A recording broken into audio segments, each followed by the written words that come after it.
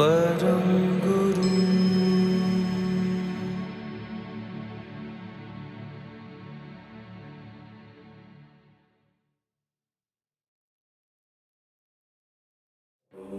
Around 2500 years ago, when the 24th Tirthankara, Lord Mahavira, was close to attaining nirvana, Bhasmagraha was imminent.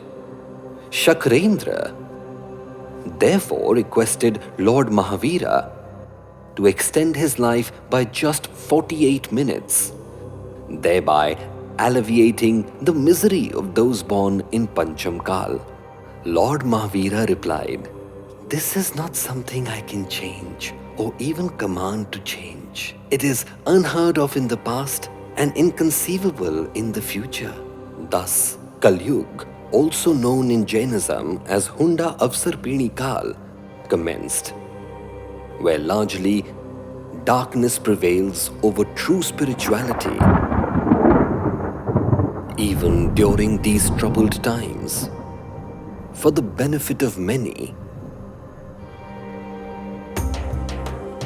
the last disciple of Lord Mahavira was born in a small village called Vavania in Saurashtra, in the most fortuitous family of Shri Panchanbhai Mehta.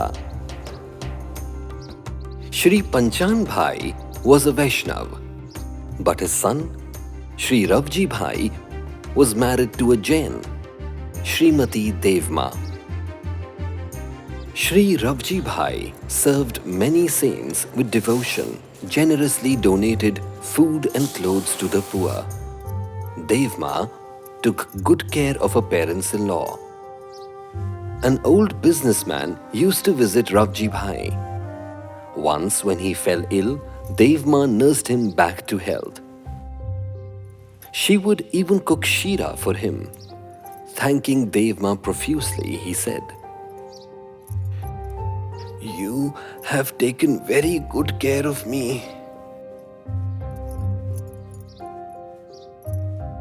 May the Almighty God bless you with an illustrious son."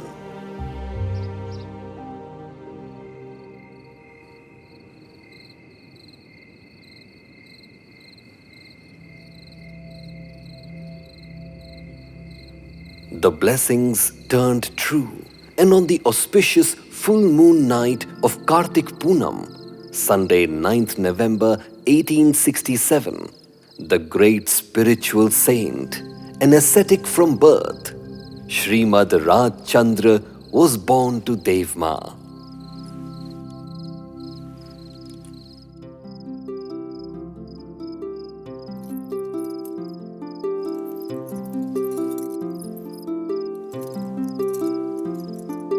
Lakh lakh दिवड़ानी जोत प्रगटावजो,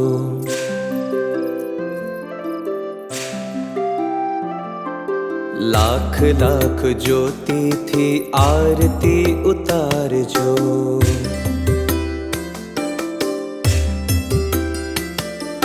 लाख लाख दिवड़ानी जोत प्रगटावजो, लाख लाख ज्योति थी आरती उतारजो।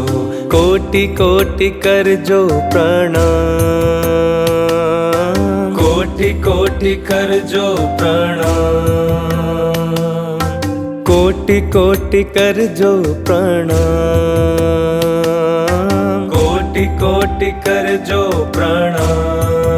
आज दिन सोनानो उग्यो, आज दिन सोनानो उग्यो, आज मैं हमोती न बरस्या, आज मैं हमोती न बरस्या। राजमन मंदिर पधार्या, राजमन मंदिर पधार्या। Shrimad's birth name was Laxminandan. With passage of time, he was known as Rajchandbhai and later became popular as Shrimad Rajchandra. Shrimad's grandfather, Panchan Bhai, was a devotee of Lord Krishna. Shrimad would regularly accompany him to the Krishna temple. Young Shrimad would also hear spiritual stories. On the other hand, Devma, Shrimad's mother, instilled values of Jainism in the young child. Both these religions influenced him profoundly.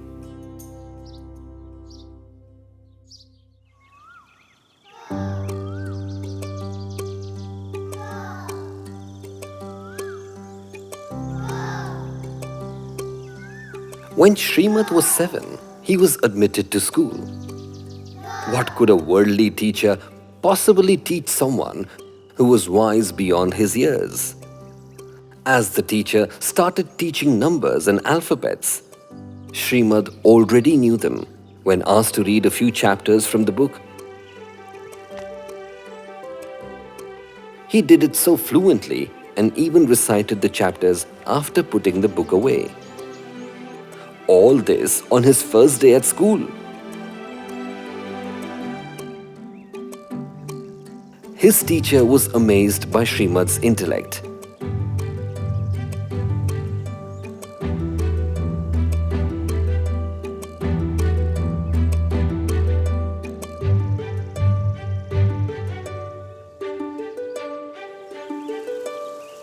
One day, a neighbor named Shri Amichand Bhai died of snake bite.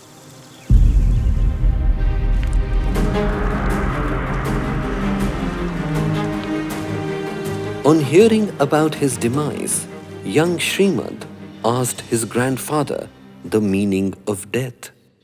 Hesitantly, afraid of scaring the child, he said that Amichand Bhai's soul had left his body. Therefore, he will now not be able to walk, talk, eat, or drink. Hence, his body would be burnt to ashes at the cremation ground near the village pond. On hearing this, Shrimad was lost in deep thoughts. He moved restlessly across the house. Then, quietly sneaked out and went to the village pond. A myriad of questions arose in his innocent mind. Why does a good man like him have to be burned so cruelly? Why? In his silent musings, he rapidly climbed spiritual elevation, and in that enlightened state, he attained Jati Smaran Gnan, or the knowledge of several previous lives at the age of 7. This extraordinary occurrence happened due to the unsullied purity of his soul.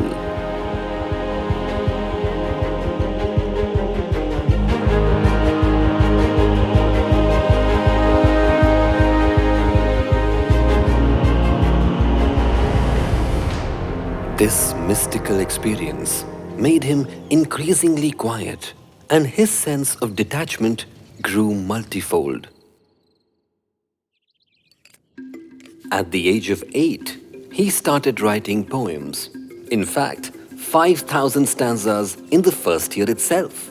At the age of 9, he composed the Ramayana and the Mahabharata in poetry form. By the age of 10, he started giving spellbinding speeches.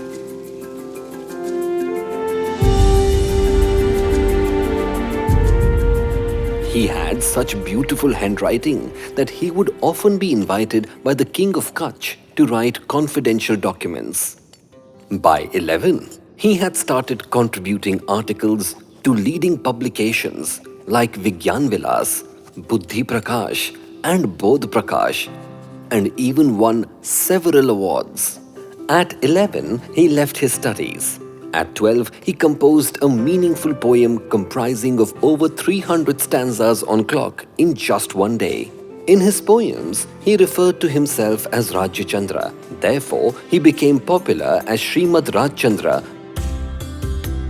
The Jains living in Vavania belonged to the Sthanakvasi sect, and young Shrimad used to meet them frequently.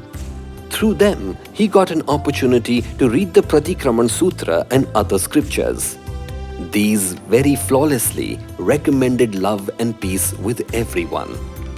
Impressed with the philosophical depth, he started showing an interest in Jainism, which deepened with time.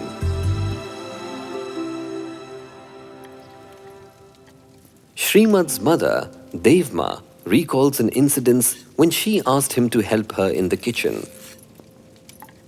As he started chopping vegetables, his eyes were full of tears. Noticing this, Devma asked him why was he weeping, since this was such a simple task that she had given him. Shrimad couldn't reply, since his heart was filled with compassion for every life form, including vegetables. Only the enlightened can feel the pain from the sufferings of all life forms.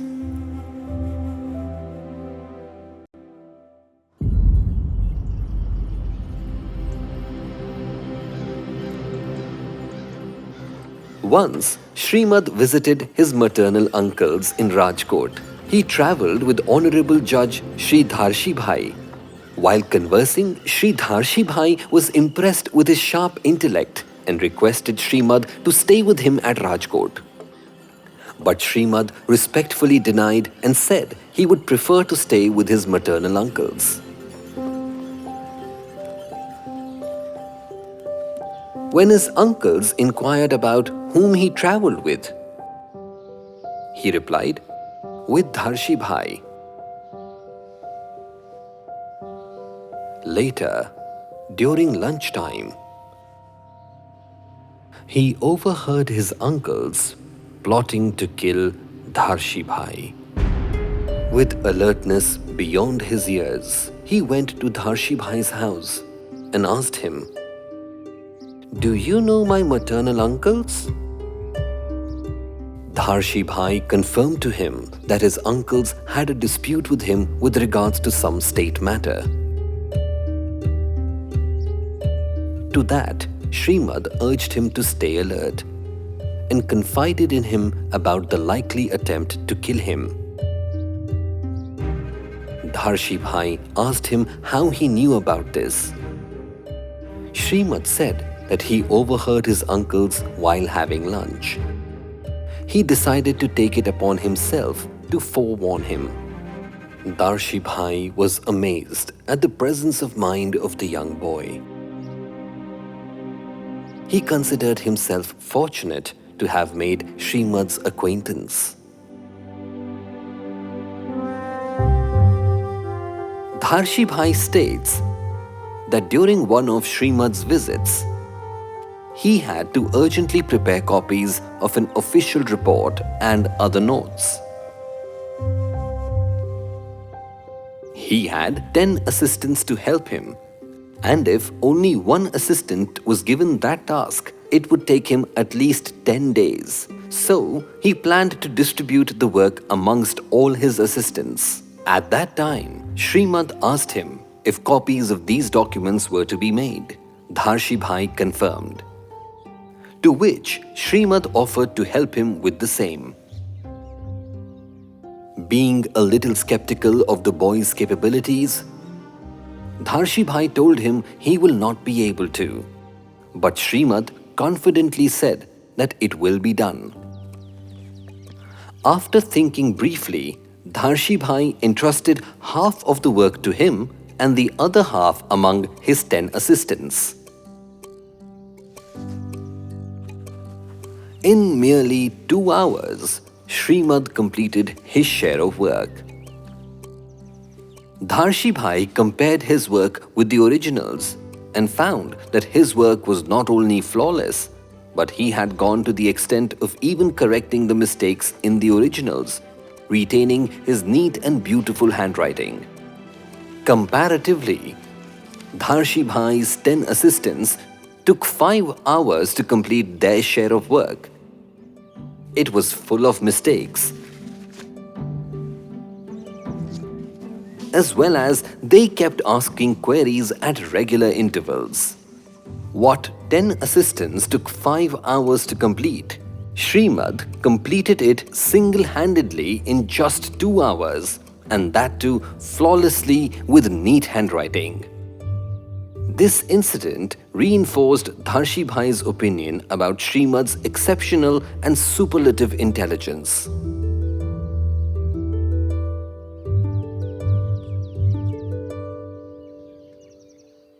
It was time for him to return to Vavania. So his uncles presented him with a box of sweets as food for his journey. Shrimad bid goodbye to everyone. Shrimad went to see Dharshibhai before returning to Vavania. On realizing Shrimad's unattainable superiority, he now started offering him a cushioned seat, and he would himself be seated respectfully in front of him on the floor. In the absence of adequate money for his journey ticket, Shrimad sold the box of sweets he had received from his uncles and procured the required amount. What is important to note here is that despite having such close relationship with Dharshibhai, Shrimad did not ask him for any money. Because, like all great men, his principle was to never ask for any help unless it was for spiritual reasons.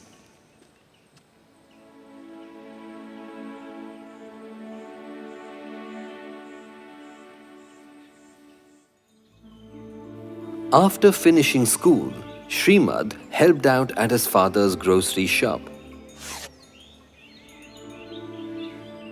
Being virtuous and scrupulously honest, he neither overcharged any customer nor cheated on the scales by weighing anything more or less.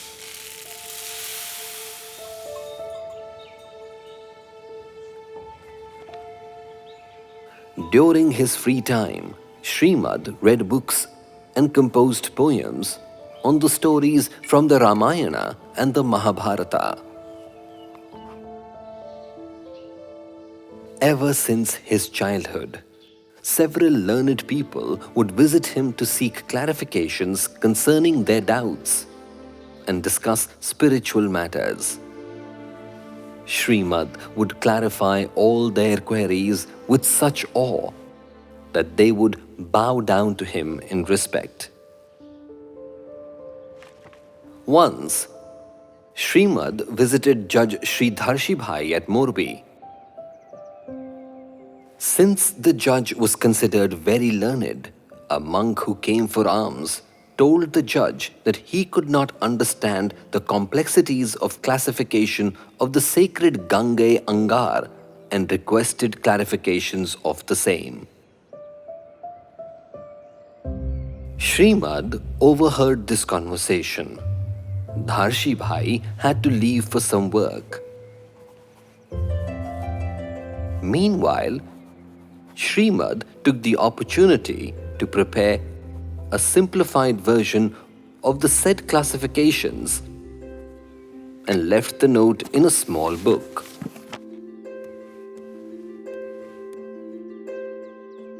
When Dharshibhai returned, he saw a goat enter his house and picking up a book. While driving the goat out, the book fell, and the note written by Shrimad fluttered out. When Dharshibhai read it, his amazement knew no bounds, and he immediately asked his house attendant to invite Shrimad to his house. As soon as Shrimad entered his house, Dharshibhai bowed down out of profound respect. Shrimad explained the unique significance of these verses. Dharshibhai was overwhelmed by the depth of Shrimad's knowledge and his ability to provide a beautiful, detailed explanation. From that moment, Dharshibhai treated Shrimad as his guru. By 15, Shrimad had extensively studied a variety of subjects, texts on Jainism, Buddhism, Vedanta, Sankhya, Yoga and Charvak. Jainism was the religion that left the most lasting impression on his young mind. When he was 16, in the year 1884, at Popat Bhai Daftari's house in Morbi, Shrimad wrote Mokshmala, comprising of 108 chapters in just 3 days. It is a milestone in Jain literature, wherein the principles of Jainism have been explained in simple and clear language. Shrimad mentions to Laghuraj Swami that when he wrote Mokshmala, his emotion of detachment was comparable to that of Lord Ram, as described in Yog Vashishta. Before writing Mokshmala, he studied all major Jain scriptures in just about 15 months. His detachment was so intense that he wrote the book in just 3 days without even being aware of what he ate or drank.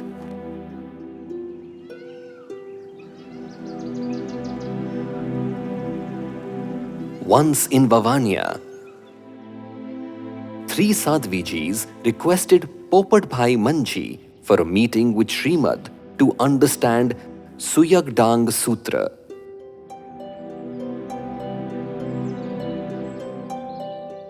Shrimad agreed to the same and confirmed the meeting at 2 p.m. and requested Popat Bhai to always accompany him. When Shrimad first visited the Upashray, Sadhvijis were seated on a bench and young Shrimad sat on the floor in front of them. Upon hearing the detailed interpretation of just 2 stanzas, all 3 Sadhvijis profusely apologized for not giving due respect to Shrimadji and requested him to take a seat on the bench while they sat on the floor. They exclaimed and confessed of not having heard such a beautiful explanation ever from anyone so far. Shrimad also explained to them various chapters from Mokshmala.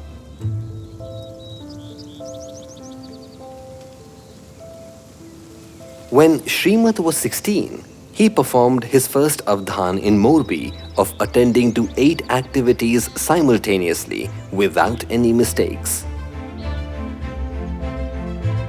On witnessing this, Popat Bhai Manji's father rushed back to Vavania and joyfully informed Shrimad's father as to how intelligent and illustrious his son was. Thereafter, at Jamnagar, Botad and other places, Shrimad performed 12, 16 and 52 avdhans and was awarded the title of Great Indian Hero. Thereafter, once in Botad, he performed 52 avdhans in the presence of his friend Shri Harilal Shivlal as follows: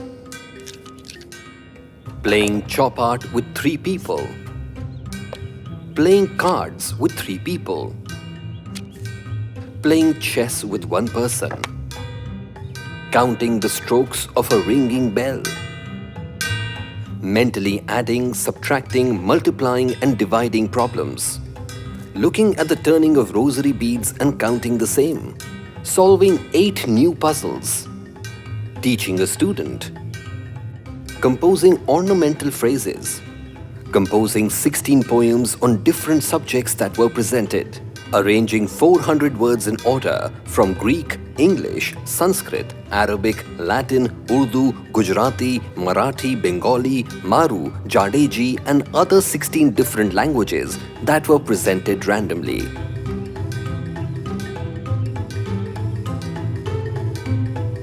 He performed all these activities simultaneously.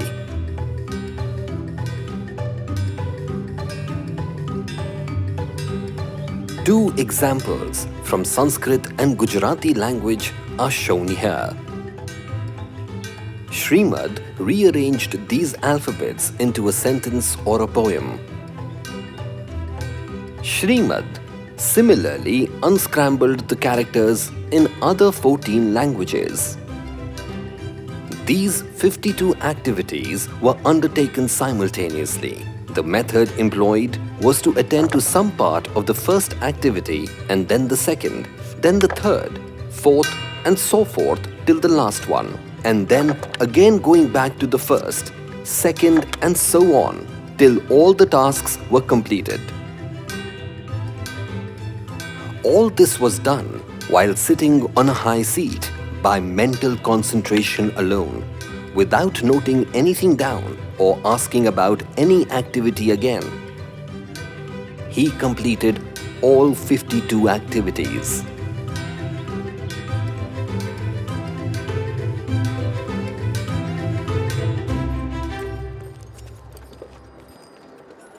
At the age of 19, he performed Shatavadhans, that is 100 avdhans, at Framjee Cawasjee Institute in Mumbai under the chairmanship of Dr. Peterson. Thousands of attendees were left mesmerized by the spectacular display of his mnemonic capacity.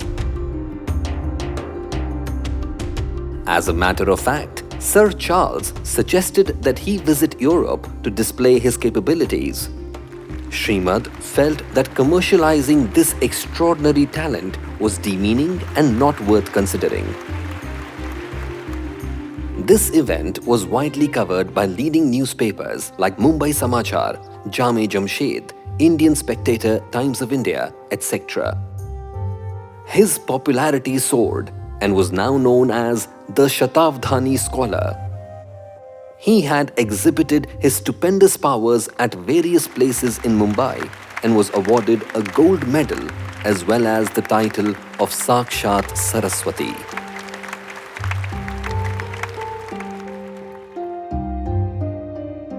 Amongst the learned men present at the time of Shatavadhan were a few astrologers. 10 of the renowned astrologers inspected his horoscope and interpreted it as being worthy of divinity.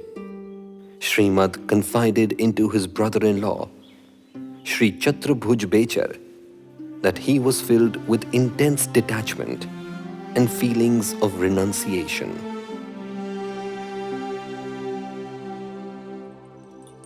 Shrimad met many prominent personages while performing Shatavadhan. Among them was Shri Jamshedji Tata. The industrialist had recently furnished his bungalow with several imported antiques and grand furniture, which he proudly exhibited to Shrimad. After looking around, Shrimad asked, "Who will benefit from all your opulence?" Those words drove home the desired impact, and Shri Tata channeled his wealth to many charitable causes.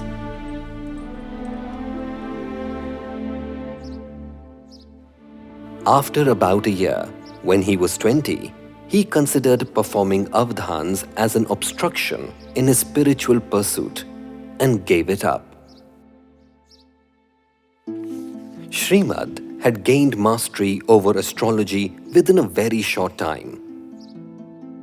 He had studied the most comprehensive text on the subject known as Bhadra Bahu Samhita, written by Shri Bhadra Bahu Swami in Sanskrit. He could tell a person's future by reading his palm and face. As a result, many friends and relatives took advantage of the same. Once, he was asked about the future of a bedridden child.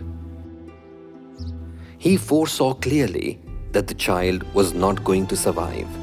With a very heavy heart, he remained silent and thought, "Do I have to deliver such sad news?" From that day onwards, he resolved never to indulge in astrology again. According to him, it was an imaginary science, and he found astrology a hindrance to his spiritual advancement.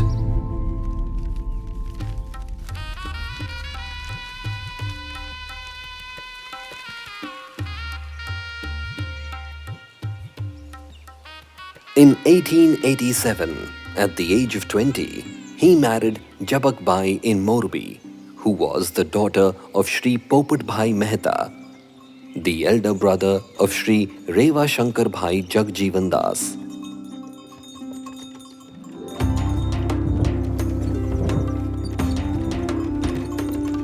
After the wedding, when Shrimad was returning to Vavania, there was a light, refreshing shower. Shrimad informed Shri Chhatraput Bechar that in the past, on such occasions involving spiritual leaders of that era, there used to be such showers. It was therefore a portent of his advent as one of the greatest spiritual leaders of the era.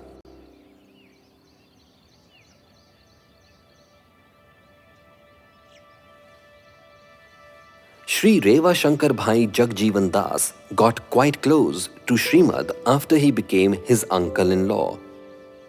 After about a year, Shrimad suggested that he may settle in Mumbai to commence a business in diamonds and precious gems.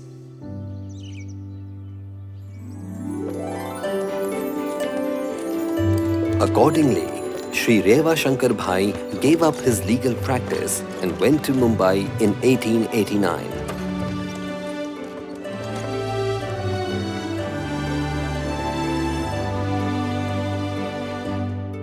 The firm of Shri Revashankarabhai Jagjeevan Das was founded in the latter half of 1889.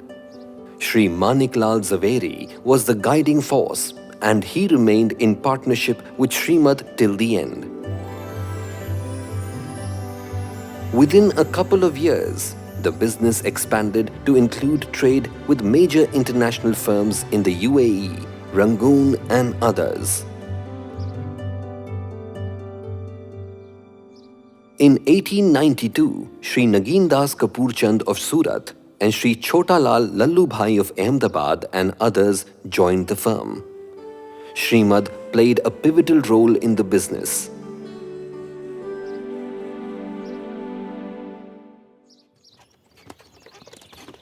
In Mumbai, Shrimad once went for a stroll with Shri Tribhuvan Das Bhanji, who, after discussions on various spiritual matters, queried about the integrity of a Jain. Pointing towards the High Court, Shrimad replied that a Jain's integrity should not be less than that of a judge. In fact, a Jain's integrity standards should be so high that no one should ever even doubt the same.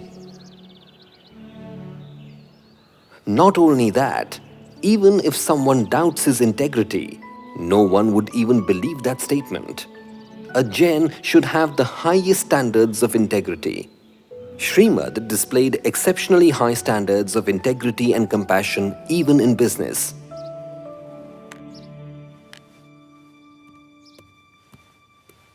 One day, a trader came to Shrimad in order to sell some pearls. They were of good quality but were unpolished.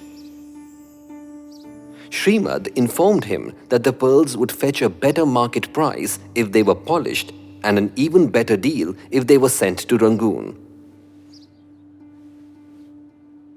That being accomplished, the trader returned to Shrimad. But Shrimad cautioned him, "These pearls have been mortgaged with you. What if the owner returned to claim them?" Taken aback that Shrimad knew about the mortgage, the trader said, "These pearls have been mortgaged for the last 3 or 4 years. I am acting under the assumption that the owner will not come to redeem them." Shrimad then bought them and paid the due amount.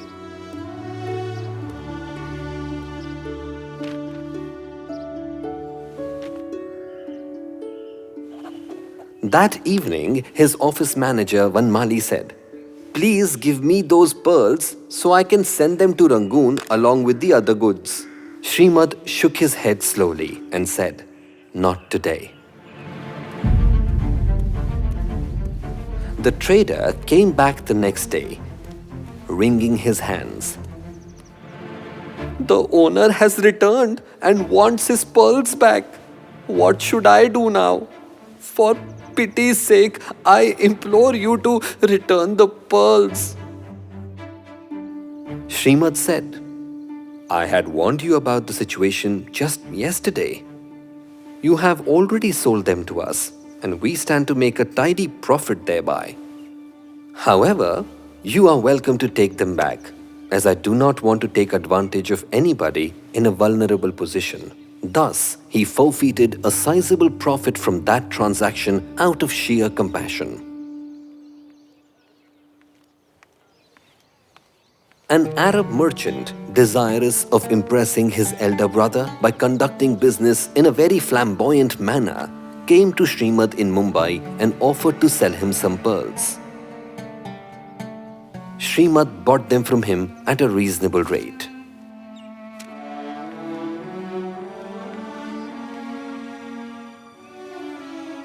The Arab bragged about the transaction to his elder brother, who showed him the consignor's written instructions, which stipulated the minimum selling price, which was way higher than what he had traded for. Disappointed, he asked him why he did this. The Arab was now extremely troubled. He went to Shrimad with folded hands and narrated his awkward position and tearfully pleaded for mercy.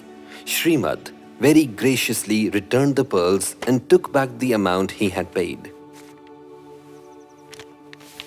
Ever since then, the Arab regarded him with great reverence and treated him with an awe reserved for Allah.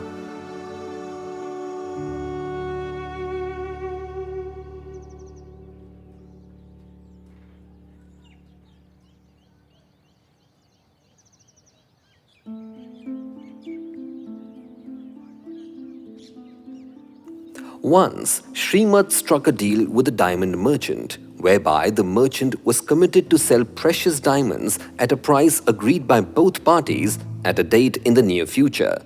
An agreement was signed to that effect. It so happened that the price of those diamonds shot up phenomenally just before the delivery date. If the merchant sold the diamonds at the agreed price, he would suffer a tremendous loss, requiring him to sell off all his assets.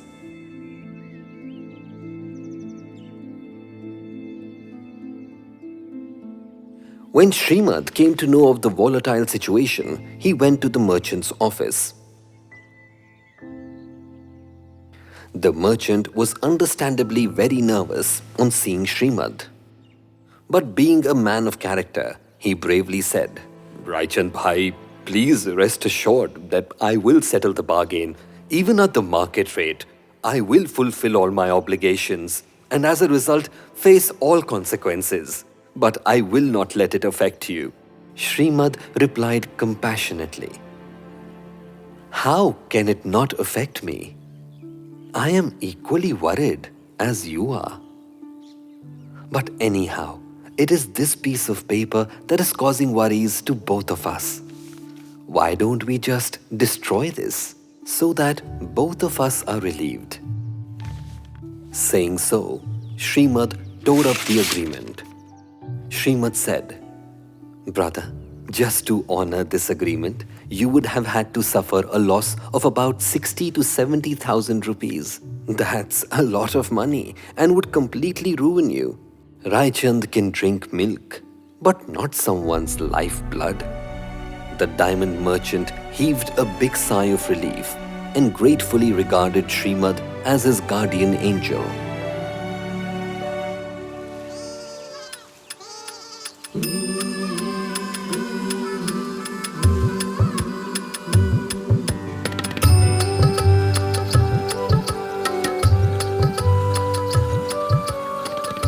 Gandhiji states that on the very first day of returning from London after graduating as a barrister, I had the opportunity of meeting Shrimad in Mumbai.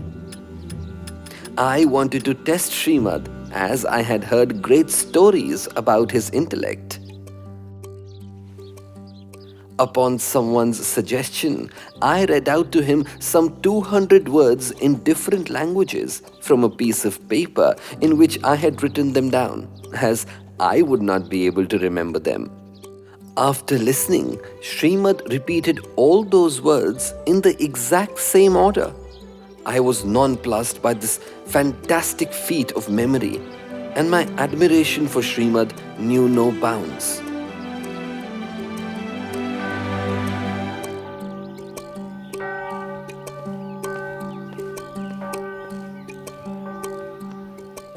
In 1893, when I was in South Africa, I had a few close friends who practiced Christianity.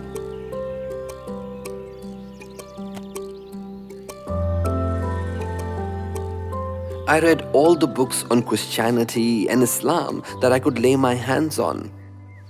Being confused, I corresponded with several religious scholars on the subject.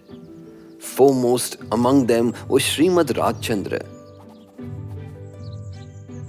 My belief in Hinduism was reaffirmed as Shrimad's explanations were so forthright and lucid that I needed no further convincing.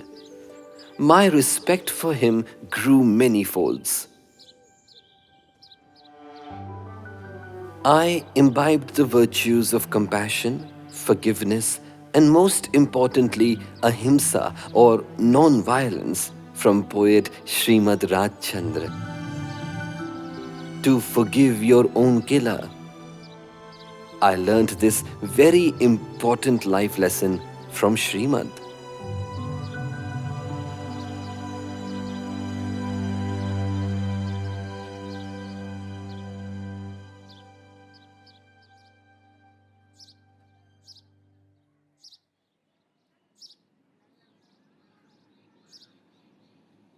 One day in Mumbai, Shrimad received disturbing news about the practice of slaughtering 108 buffaloes in Dharampur. In order for this heinous act to be prevented, Shrimad immediately called for a meeting of a few influential individuals and asked Shri Maniklal Ghelabhai to travel to Dharampur to stop this practice. Shrimad also spoke to a few learned men to determine why the Vedas sanctioned such morbid violence. Upon studying, he proved that the sacred texts were being grossly misinterpreted. In parallel, he continued giving speeches and stirring up public sympathies. He paid monies to those who were greedy and worked tirelessly day and night to save the lives of the unfortunate buffaloes. His heroic efforts paid off and it finally resulted in stoppage of their slaughter.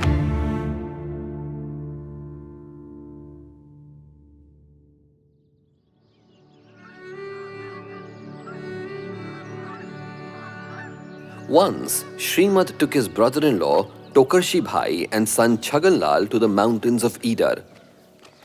He made them sit on a flat slab of stone and said, I intend on going to that cave in solitude and will return in an hour's time. Be wary of the fact that a tiger would come from that side to drink water. Do not panic. Stay calm and still. He then etched a protective circle like a Lakshman Rekha around them with a twig.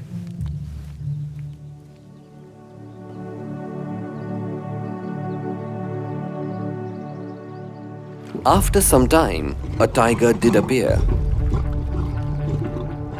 But with unflinching faith in Shrimad, they continued sitting there fearlessly. After drinking some water, the tiger quietly retreated with no sign of aggression.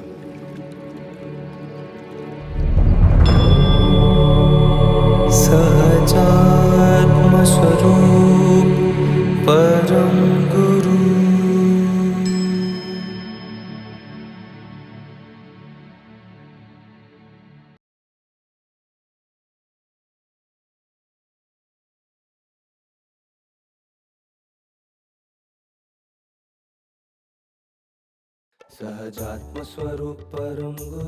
We will now try to examine the lives of his four key disciples who attained enlightenment due to the divine grace and guidance of Shrimad Rajchandra.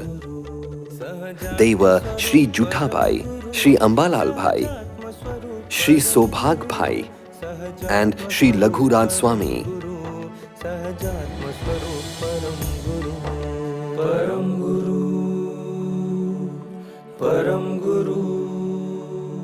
We begin with Shri Juthabhai. A resident of Ahmedabad, he was devout, God-fearing and very intelligent. In 1888, Shrimad went to Ahmedabad in order to have Mokshmala published.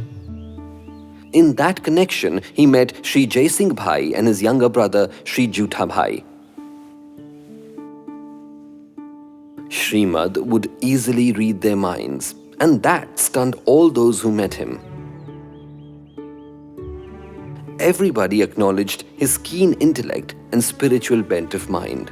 When people saw Shrimad perform Avadhans with Shri Dalpat Bhai Bhagu Bhai in the audience, they were wonderstruck. Jutha Bhai in particular was greatly influenced by Shrimad and had the utmost devotion for him.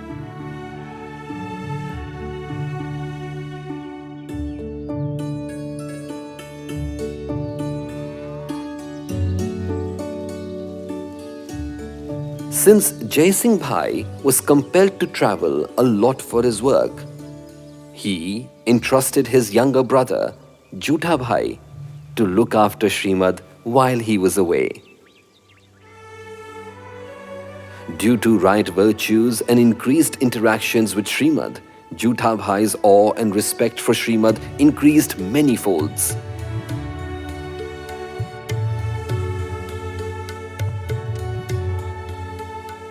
Jutha Bhai informs Jai Singh Bhai that by simply glancing over a few pages, Shrimad could comprehend the very essence of the entire book. Jutha Bhai stood spellbound seeing this. Thereafter, Jutha Bhai's interaction with Shrimad gradually increased through letter exchanges. Even though Jutha Bhai was failing in his health, his association with Shrimad kept his spiritual goals alive, and his sense of detachment increased with every passing day. At the tender age of 23, Jutha Bhai's soul peacefully departed from his body. Shrimad paid glowing tributes to him in a letter number 117 in Vachanamrut. One who shattered the illusions of worldly life, one who had paramount yearning for the truth, one whose heart was illuminated by the torch of devotion, one whose life was suddenly snatched away while he was immersed in pursuing spiritual aspirations. Such was the gentle soul of Shri Jutha Bhai. Now, for some interactions with Shri Ambalal Bhai. As a person, he was very humble, intelligent, spiritual, and devoted. Once, Shri Ambalal Bhai, Shri Chota Bhai, and others travelled to Ahmedabad to attend a certain marriage ceremony. Being the same age, Ambalal Bhai tried to persuade Jutha Bhai to join them. Jutha Bhai politely begged to be excused, saying that he was not inclined to take such active part in worldly affairs. Hearing this, Ambalal Bhai's curiosity was aroused. Thereupon, Jutha Bhai spoke enthusiastically about Shrimad and even showed him the letters received. These letters inspired Ambalal Bhai and others. Eventually, Ambalal Bhai became a staunch devotee of Shrimad. Because of his beautiful handwriting, Shrimad often entrusted him with making copies of the letters to be sent out to other devotees. He would accompany Shrimad on various spiritual retreats and himself cook food for him. His devotion helped him acquire special abilities, which empowered him to rewrite everything that Shrimad had said verbatim even after 8 days. He attained Samyak Darshan in a short span of time and passed away peacefully at the age of 37, with Shrimad's name on his lips.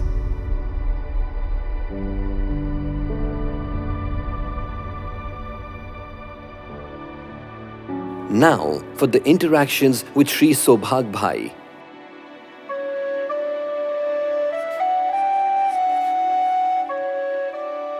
A resident of Saila village, Shri Lallu Bhai once received Bij Gyan Mantra from a Jain monk. He passed this precious legacy on to his son, Sobhag Bhai, and instructed him to hand it over to a spiritually deserving person. Sobhag Bhai, who was 44 years older than Shrimad, had heard legends of Shrimad, his prowess as a Shatavadhani scholar, philosopher, and poet. He was convinced that Shrimad was indeed worthy of the Bij Gyan Mantra to be passed on to. In 1890, he set out to meet Shrimad in Morbi. At that time, Shrimad was at his office. As soon as Saubhag entered the office, Shrimad called him out by his name and welcomed him warmly. Saubhag was amazed and wondered as to how it was even possible for Shrimad to know his name. But before Saubhag could even respond, Shrimad said, "Please read the note in that drawer." When Saubhag read it, he realized with astonishment that it was indeed the very same Bij Gyan mantra he intended giving to Shrimad. Saubhag was overawed by this mysterious coincidence and understood that he was in the presence of a highly evolved personage. Nevertheless, to test Shrimad's knowledge, he asked him, "In which direction does the main door of my house face?" Shrimad replied, "The north." Hearing this, Saubhag felt divine respect for Shrimad. Being overwhelmed by emotion, Saubhag fell on his knees and bowed down reverentially. At that time, Shrimad was seated in an almost samadhi-like trance.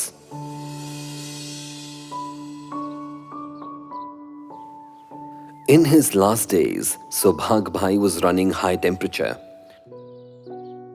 Shrimad assured his sons that nothing untoward would happen to him and took him to Eider for 10 days.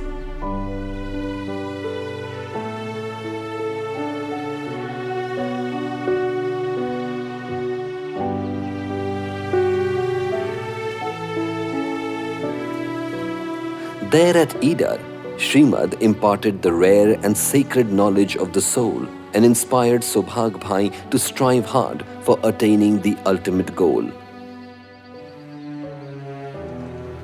Thereafter, from Mumbai, Shrimad followed up with encouraging letters to help him achieve it.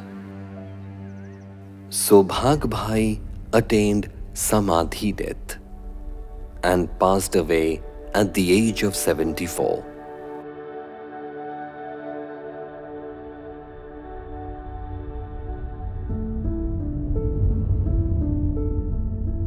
Now, for his association with Sri Laghuraj Swami. Sri Laghuraj Swami would address everybody as Prabhu and was thus known as Prabhu Shri. He was the one entrusted with the very significant task of propagating the stupendous spiritual legacy of Shrimad Rajchandra.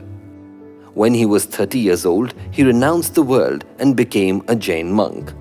At the age of 44, in the village of Vaso, he attained pure self-realization due to the divine grace of his Guruji Shrimad Rajchandra. Prabhu Shri founded the Shrimad Rajchandra Ashram at Agas, a sanctified pilgrimage site for all spiritual aspirants. At Agas Ashram itself, at the age of 82, he attained Samadhi death.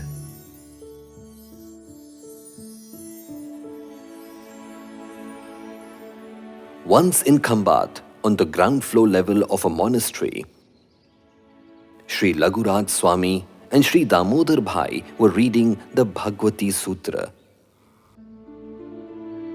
In the opposite corner, Sri Ambalal Bhai, Sri Tribhuvan Bhai and Sri Chota Bhai were absorbed in reading copies of the letters written by Shrimad.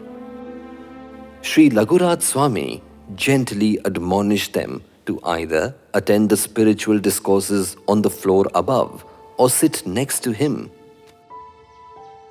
Rather than going upstairs, they chose to sit next to him. Discussions arose about the subject of Bhavsthiti, but no one could come up with a satisfactory explanation.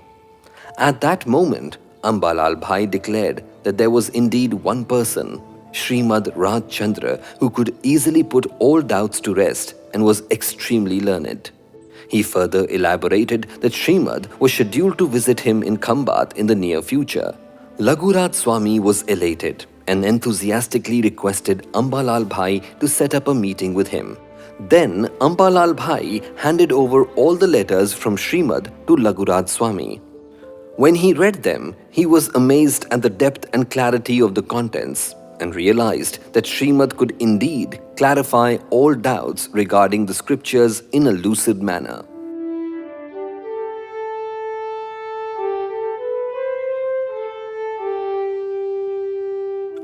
A little later, in 1890, when Shrimad visited Khambat, Ambalal Bhai and his father Lallu Bhai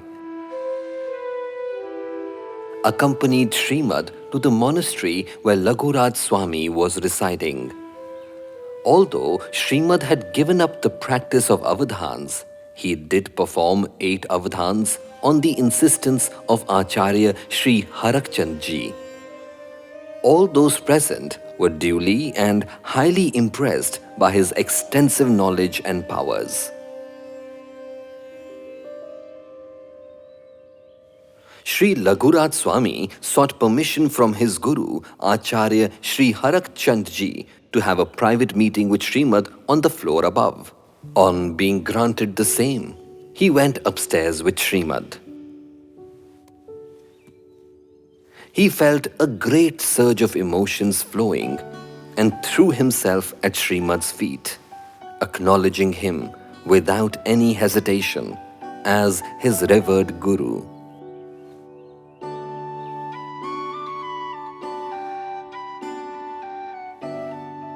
Shrimad then asked him gently, "What do you desire?" With folded arms, he simply said, "True self-realization and the will to remain steadfast in my vow of celibacy." After remaining silent for a while, Shrimad nodded, giving his confirmation. He then examined his right toe before leaving.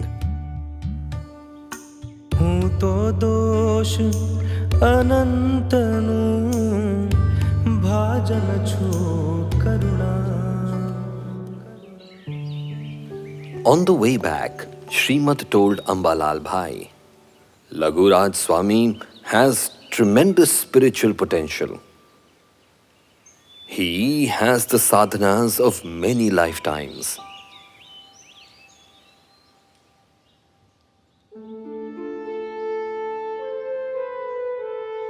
When Laghuraj Swami visited Shrimad the next day, he asked Laghuraj Swami as to why he was giving him so much respect. Laghuraj Swami confessed that, "I am overwhelmed with love and respect for you. It is almost as if you are my father from some previous lifetime.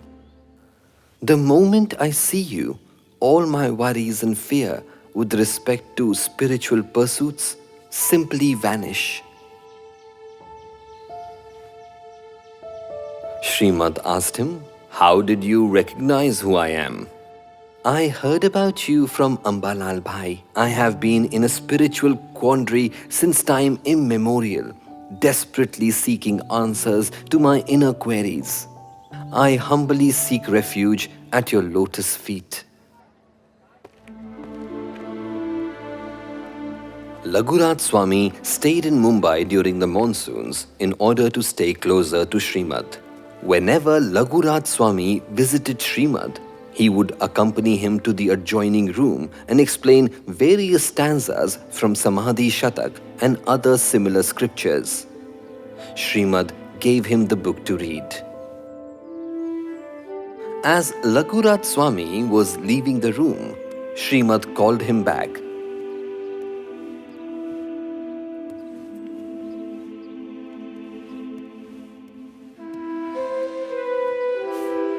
And wrote the following mantra on the first page. Atam bhavana bhavata, jeev lahe keval gnan re.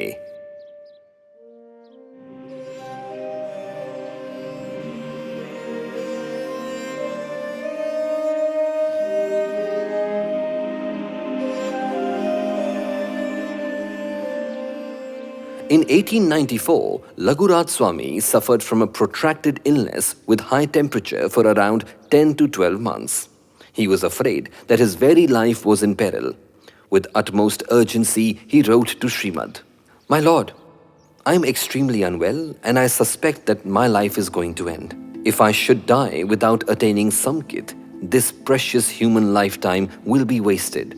In your great mercy, please be instrumental in granting me Samkit." Full of compassion, Shrimad replied that he was in no imminent danger of dying, and he also sent him the most significant letter elaborating on the 6 tenets of the soul. When Shrimad visited Surat, he explained the crux of the letter and advised Laghuraj Swami to memorize the same and urged him to reflect deeply on its spiritual contents. If a person who is truly deserved in the spiritual sense reads this wondrous letter, it could help him achieve samkit.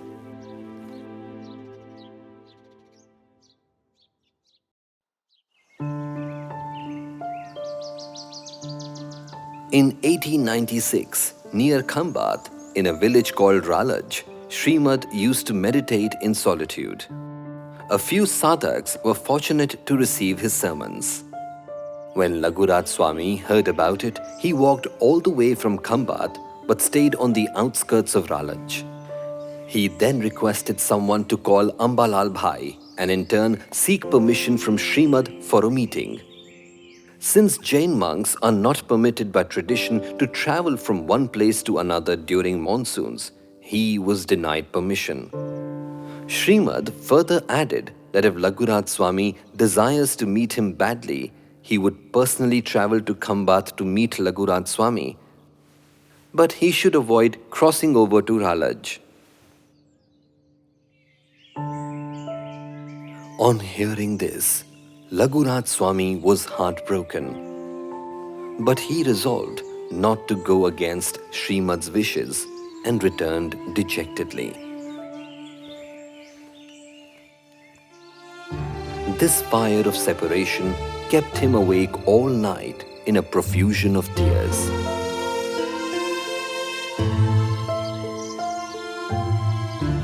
The next morning, Shrimad sent Shri Ambalal Bhai, Shri Sobhag Bhai and Shri Dungarshi Bhai to visit Laghuraj Swami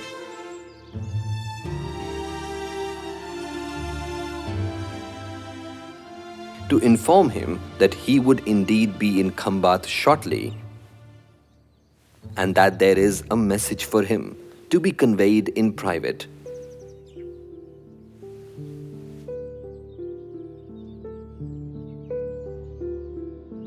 They both went to Ambalal Bhai's house.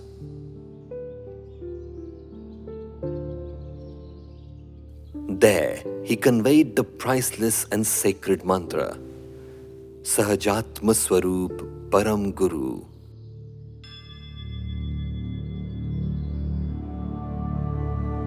Sahajatma Swarup Param Guru. Sahajatma Swarup Param Guru. Sahajatma Swarup Param Guru.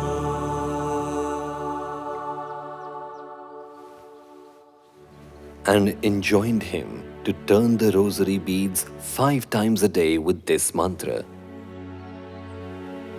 Laghuraj Swami felt truly blessed and was elated with the news of Shrimad's imminent arrival.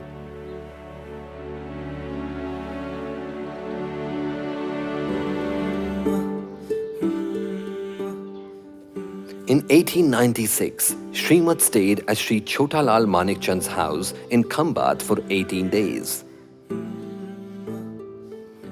When Shrimad gave discourses, not only would all the rooms be filled with people wanting to hear him, but the entire neighborhood would be packed with devotees. Despite the same, all those who came with spiritual doubts had their questions satisfactorily answered in entirety, without them even asking Shrimad about the same. That left them all spellbound.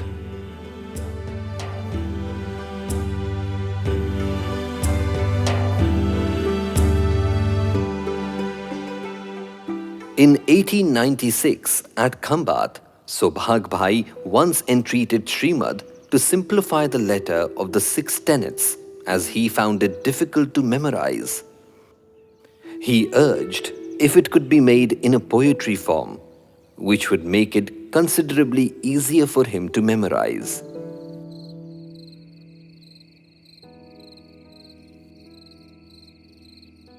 Nearly 20 days later, at Nadiad, upon returning from an evening walk, he requested Ambalal Bhai to fetch a lantern. Shri Ambalal Bhai stood by him holding the lantern until Shrimad finished the entire 142 stanzas without stopping for a moment. Atma-siddhi, Atma-siddhi, Atma-siddhi, Atma-siddhi. Laguraj Swami states that Atma-siddhi holds miraculous powers. पतित जन पावनी सूर सरिता समी अधम उद्धारिणी आत्मसिद्धि आत्मसिद्धि. It is a priceless mantra. जन्म जन्मांतरो जानता जोगिए आत्म अनुभव वडे आज दीधी.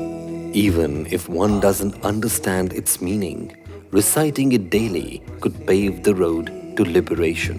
भक्त भगीरथ समा भाग्यशाणी महा भव्य सौभाग्यनी विनती थी. आत्मसिद्धि कृपाणु आत्मसिद्धि. चारुतर भूमिना नगर नडियादमा पूर्ण कृपा प्रभु एक करीति. आत्मसिद्धि आत्मसिद्धि.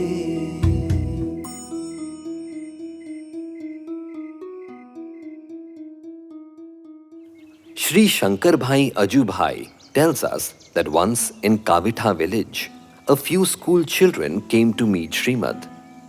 He addressed them playfully. Listen, children. Suppose you have a pot of ghee in one hand and a pot of buttermilk in the other hand. Which one would you save if someone pushed you accidentally? One bright little boy answered, "The pot of ghee." Why so?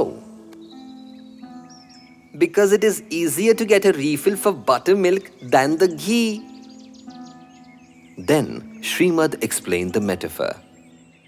Like ghee, the soul is far more valuable than the body, which can be compared to the buttermilk.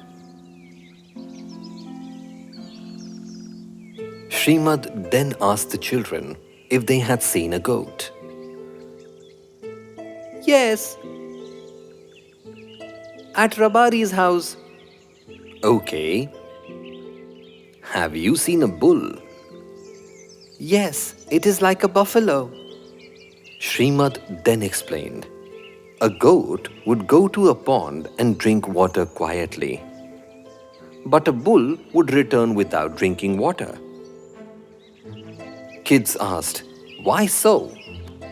Shrimad explained that the bull would splash around the pond and make it filthy, thereby making the water unfit for consumption. Similarly, when a person listens carefully to the enlightened soul and acts accordingly, he would benefit enormously, like the goat.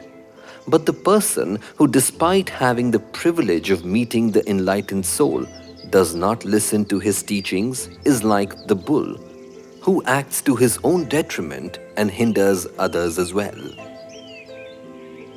Shrimad asked the kids if they had seen a sword. Kids replied, yes. Shrimad thereafter demonstrated another metaphor, that of a sword and a scabbard, which are as different as the soul and the body, though they appear the same when the sword is still in the scabbard. भास्यो देहाध्यासथी आत्मा देह समान रे पढ़ते बन्ने भिन्न छे प्रगट लक्षण भान रे राज राजेश्वर देशना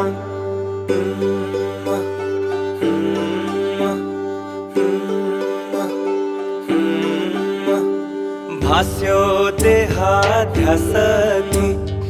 आत्मा देह समान रे पड़ते बन्ने भिन्न छे जेम असीने म्यान रे राज राजेश्वर देशना राज राजेश्वर देशना राज राजेश्वर देशना. Shrimad explained the most profound truths about the soul and the body, and that they are different, in a manner that was charming and simple for the children to understand. He also recommended to follow the directions as guided by the enlightened soul, which is the only way to self-enlightenment.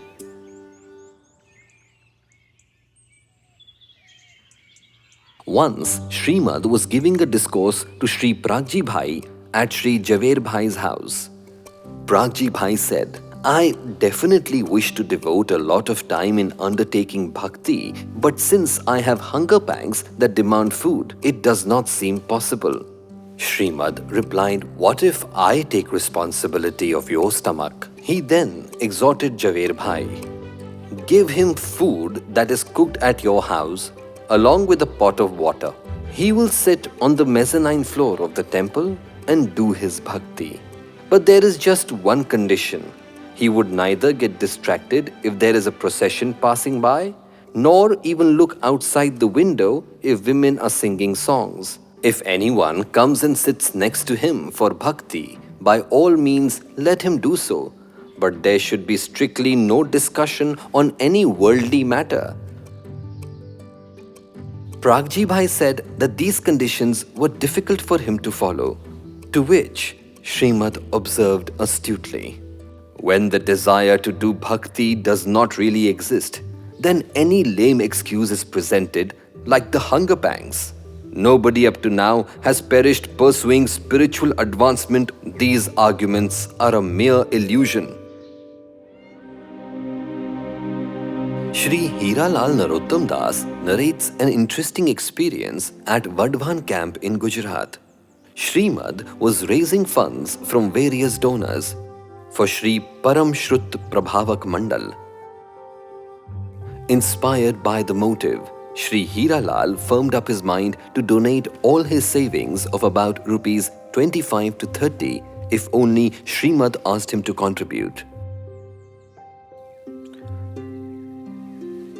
Immediately, Shrimad asked for the donation list to be given to Shri Hiralal.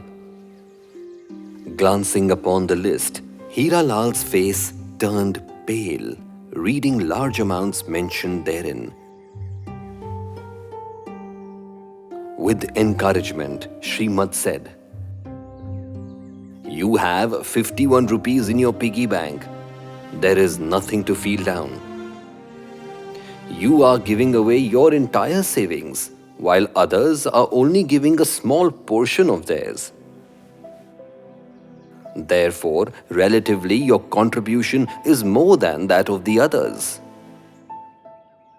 Hearing this, Hiralal committed to donate rupees 51. Thereafter, upon returning to Ahmedabad, he opened his piggy bank to count his savings. It all added up to exactly rupees 51, not a single paisa more or less. He was completely spellbound.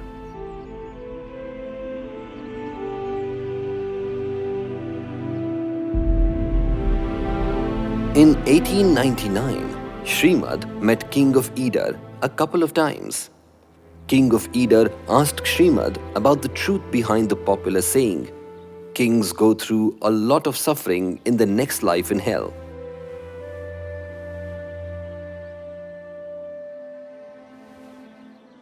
Shrimad responded by first explaining as to how someone gets to become a king, which is backed by good karma or punya from his or her past life. Now, there are two types of punya. One which eventually leads to further punya, and another which leads to bad karma or pap.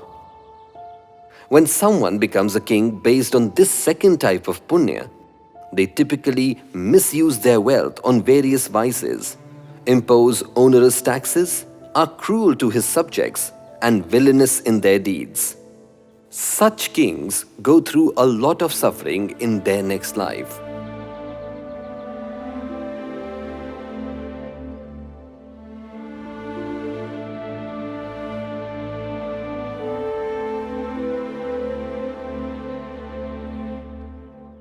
The king asked Shrimad about his views of Eider. Shrimad praised the glory of Eider, its fort, the Jain temples, the balconies of Rukhi Rani, Chowki of Ranmal, the caves where the great saints meditated, and the medicinal herbs found in the region were all a depiction of its past glory. It demonstrated how the locals flourished in business while maintaining integrity and were also spiritually quite evolved. Further, Shrimad said, there are 24 Tirthankaras in the Jain religion and the 24th of them was Lord Mahavira. Shrimad could feel the presence of Lord Mahavira and his disciples Gautam Swami and the other Gandhars who had been in the mountains of Eider many centuries ago. Shrimad further added that all his disciples attained nirvana, but one disciple was left behind. He was reborn in the present era, and there was a strong probability of many people benefiting spiritually from his teachings. Shrimad hinted that he himself was that last disciple of Lord Mahavira.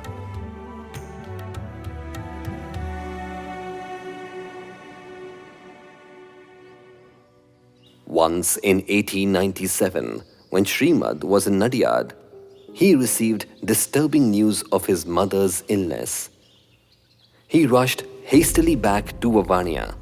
He took great care and helped his mother regain her health. He would stay next to her all the time.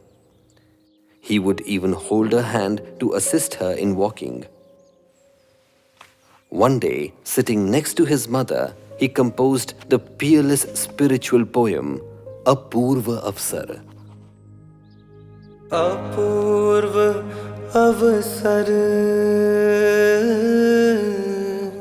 Evo Kyare Avashe Apurva Avsar Evo Kyare Avashe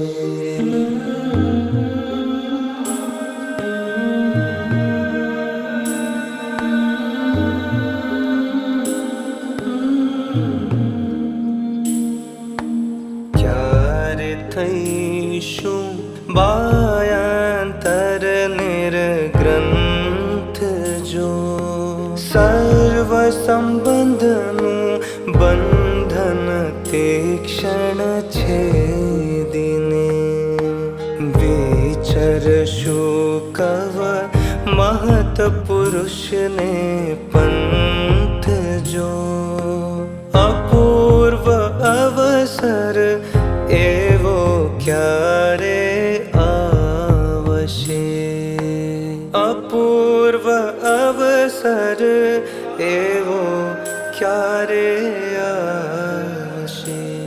Gandhiji affirmed that the intense detachment and renunciation which were intertwined in every stanza in this spiritual poem of Apurva Avsar were pulsating in every fiber of Shrimad's being.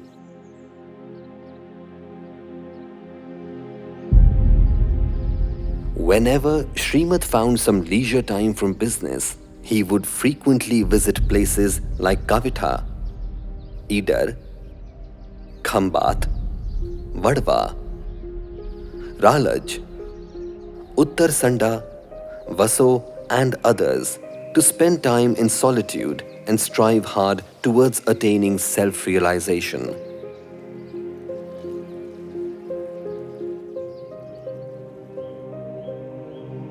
He once asked his mother, Mataji, if only you grant me permission, it is my burning aspiration to retire to the jungle and become a monk. Being astounded, his mother said, Bhai, how can I give you permission? Why on earth would you wish to be a monk? Why? Why? And she could not check her copious flow of tears.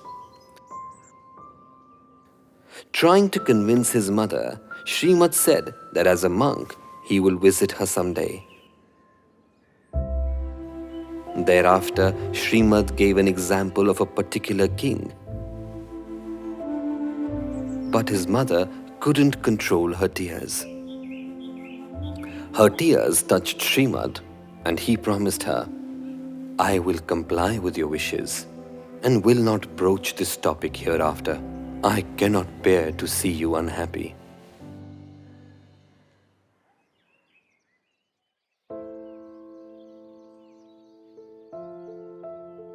At Vaso, Shrimad gave some invaluable and insightful information on how to achieve self-realization.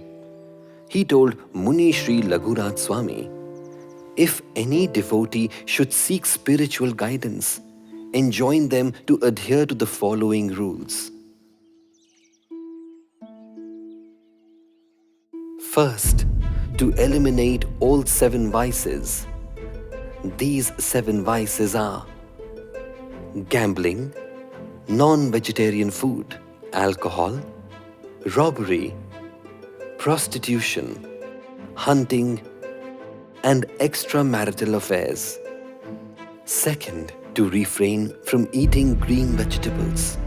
Third, to abstain from eating all root vegetables. Fourth, to abstain from eating the 7 forbidden items. The 7 forbidden items of food are fruit of the banyan tree, fruit of the peepal tree, fruit of the peepala tree, fruit of the umarda tree, figs, honey, and butter. Fifth, to not eat after sunset. Sixth, to turn the rosary beads 5 times a day. Seventh, to chant the mantras. Eighth, to recite and reflect on the Shamapana and the 20 stanzas of Hey Prabhu every day. Ninth, to undertake satsang and to read the sacred scriptures.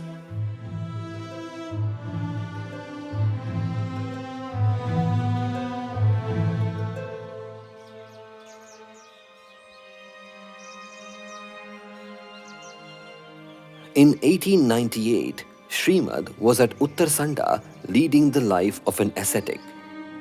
Shri Motilal Bhai Bhavsar was the only person allowed to take care of him.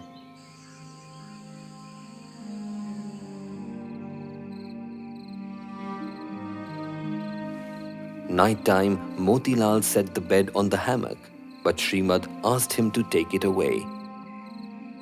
Motilal Bhai insisted and left as it is.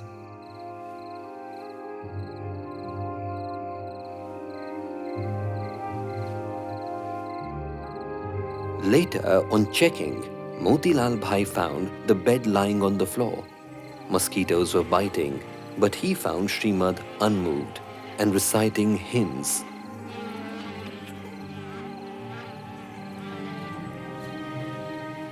Motilal covered Shrimad with a dhoti cloth and went to sleep. He came checking after some time and found Shrimad meditating despite the repeated onslaughts of pesky mosquitoes while the dhoti cloth was lying on the floor. Shrimad's concentration was so intense that it made no difference to him.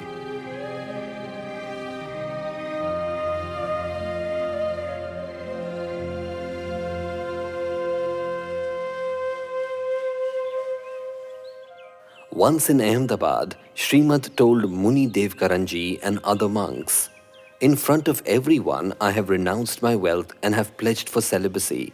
And further, it seems that very soon my mother will give me permission to become a monk.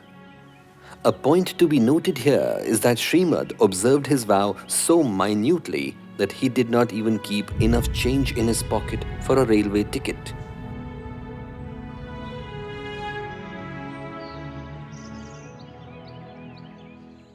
In 1901, Shrimad had arrived at the Aga Khan bungalow in Ahmedabad along with his mother and wife. Around the same time, Muni Shri Laghuraj Swami and others had also come to Ahmedabad. Shrimad had two handwritten sacred scriptures, Gyanarnav and Kartikeyanu Pareksha. Shrimad encouraged his mother Devma to offer Gyanarnav to Muni Shri Laghuraj Swami and his wife Jabakbai to offer Kartikeyanu Preksha to Muni Shri Devkaranji.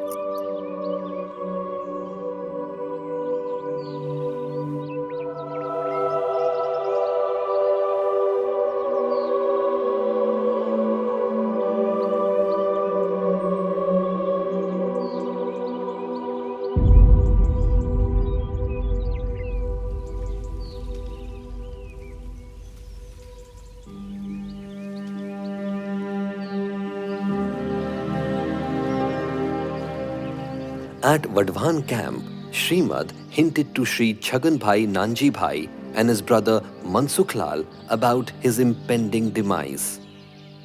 The metaphor he used was beautiful and unusual. The lion will depart from his gilded cage. The door of this cage is now open, and the lion is due for imminent departure. He meant, of course, that body is the cage, and that lion, the soul.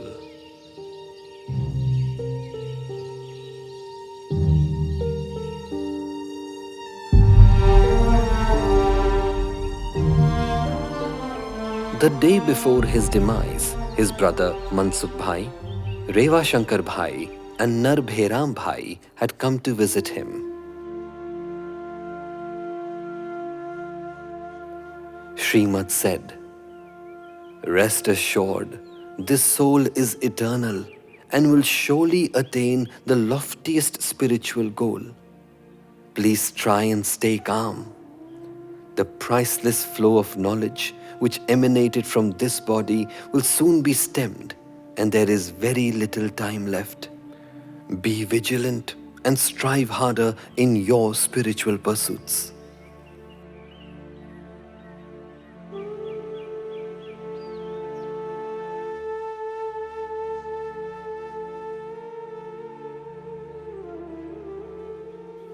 Late night at 2:30, after suffering from an extreme attack of cold, he assured everybody, "Please do not worry. I am about to attain Samadhi death."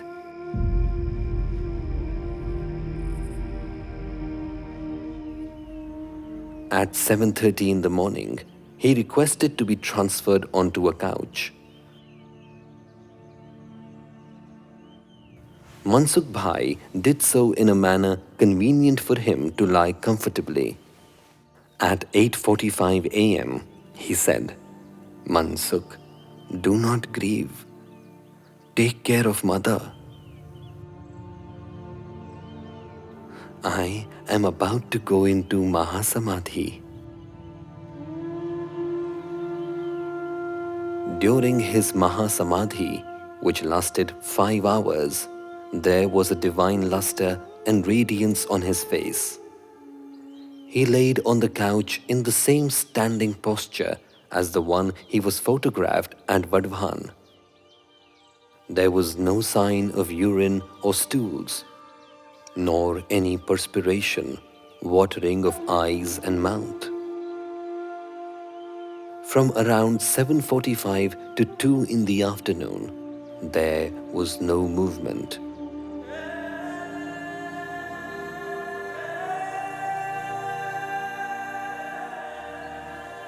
Usually, an hour after he drank milk, he used to have bowel movement, but not on that holy day.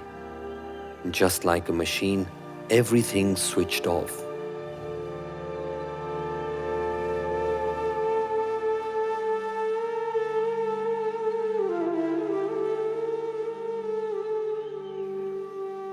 The holy soul departed from the body on that very couch at 2 o'clock in the afternoon on Tuesday, 9th April 1901.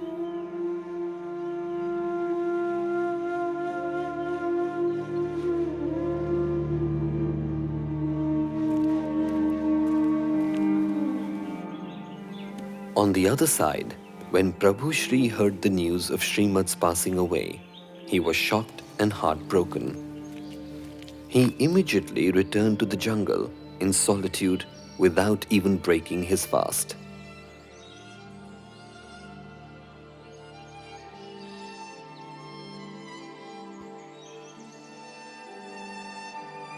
Hearing of his tragic demise, Shri Ambalal Bhai could barely contain his extreme anguish and expressed the same as follows. In a vast forest, there was just one majestic tree. Many birds delighted in the luxuriant shade of this tree in a charming and delicate manner. When this tree was suddenly consumed by fire, where on earth would the myriad birds seek solace and refuge? They would not experience even a moment of peace or quiet. The most eloquent poets would be powerless to describe their grief. In the same manner, these wretched lives would have to survive this unlimited sorrow. Why, oh why did you have to go? Oh, this mighty land of Bharat, could you not bear the weight of the one who actually transcended his physical limitations? If that was the case, you should have relieved your burden by making a wretched soul like me perish. Alas, alas, alas, I can think of nothing else. I spend all my time grieving. Nothing makes sense anymore.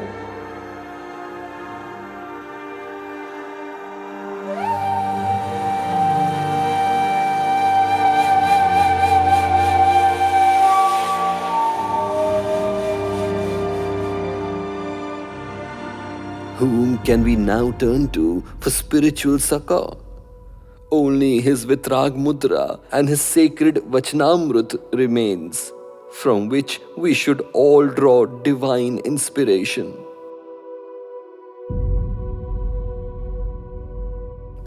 Now it is up to us to cleanse ourselves of all karmas with the help of Shrimad's sacred teachings, compiled in Vachanamrut and by reciting the mantra Sahajatma Swarup Param Guru. Only by concentrating on these, we would have made good use of our human birth. Let us all collectively bow down and pray to him for his blessings. Sahajatma Swarup Param Guru. Sahajatma Swarup Param Guru, Sahajatma Swarup Param Guru, Sahajatma Swarup Param Guru, Sahajatma Swarup Param Guru, Sahajatma Swarup Param Guru, Sahajatma Swarup Param Guru, Sahajatma Swarup Param Guru, Sahajatma Swarup Param Guru, Sahajatma Swarup Param Guru, Param Guru, Param Guru, Param Guru.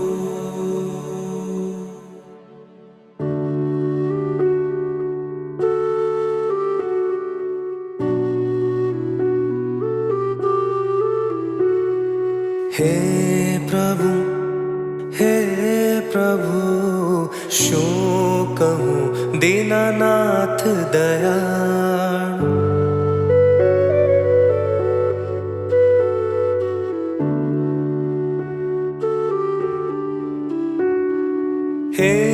प्रभु शू कहूँ दीनानाथ दया।